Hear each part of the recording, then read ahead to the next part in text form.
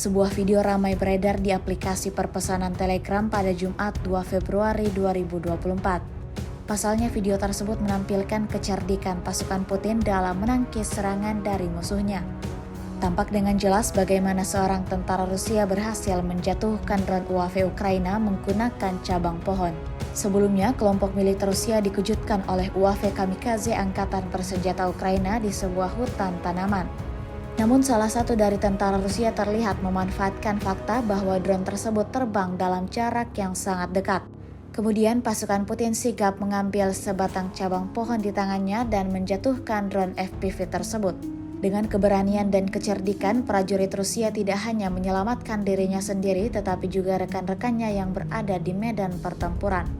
Akibatnya drone Ukraina berhasil dikalahkan dan tentara Rusia dapat terus menjalankan tugas yang diberikan.